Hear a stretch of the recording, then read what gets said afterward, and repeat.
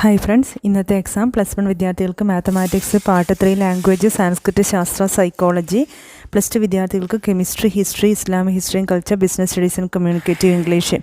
Exam കഴിഞ്ഞ് എല്ലാവരും വീട്ടിലെത്തിയിട്ടുണ്ടാവുമെന്ന് കരുതുന്നു. മാത്തമാറ്റിക്സും സൈക്കോളജിയും നിങ്ങൾക്ക് എങ്ങനെയുണ്ടായിരുന്നു? ലാംഗ്വേജസ് കുഴപ്പമില്ല എന്ന് കുട്ടികൾ പറയുന്നത് കേട്ടു. സംസ്കൃത് കുഴപ്പമില്ല എന്ന് പറയുന്നത് കേട്ടു. മാത്സ് ചില കുട്ടികൾ ബുദ്ധിമുട്ടാണെന്ന് പറഞ്ഞു, എന്നാൽ ചിലവർ നന്നായി ചെയ്യുന്നത് കണ്ടു. അതുപോലെ സെക്കൻഡ് ഇയറിൻ്റെ കെമിസ്ട്രി ബാർകോഡുള്ള ഡബിൾ വാലുവേഷൻ്റെതാണ്. ഹിസ്റ്ററി നന്നായി ചെയ്തു. ചില കുട്ടികളൊന്നും എഴുതിയില്ല എന്ന് പറഞ്ഞു, നന്നായി എഴുതിയ കുട്ടികളും ഉണ്ടായിരുന്നു. അതുപോലെ ബിസിനസ് സ്റ്റഡീസും ഈസി ക്വസ്റ്റ്യനാണ് എന്ന് ടീച്ചേഴ്സ് പറയുന്നത് കേട്ടു. പക്ഷേ ചില കുട്ടികൾ എഴുതാതിരിക്കുന്നതായും കണ്ടു. നിങ്ങളുടെ അനുഭവം ഇന്നത്തെ എക്സാം എങ്ങനെയാണ്? ബിസിനസ് സ്റ്റഡീസ് പ്രത്യേകിച്ച് +2 കൊമേഴ്സ് വിദ്യാർത്ഥികൾക്ക് ഭൂരിഭാഗം പേർക്കും ഫസ്റ്റ് എക്സാമാണ്. എന്നിട്ട് പോലും ഇത്രയും ദിവസം കിട്ടിയിട്ടും പഠിച്ചിട്ടില്ല, അല്ല ഈസി അല്ല എന്ന് പറയുമ്പോൾ അറിയില്ല, റീസൺ എന്താണെന്ന് അറിയില്ല. നിങ്ങൾക്ക് എങ്ങനെ ഫീൽ ചെയ്തു? ഇന്നത്തെ എക്സാം നന്നായി ചെയ്യാൻ വേണ്ടി പറ്റുമോ?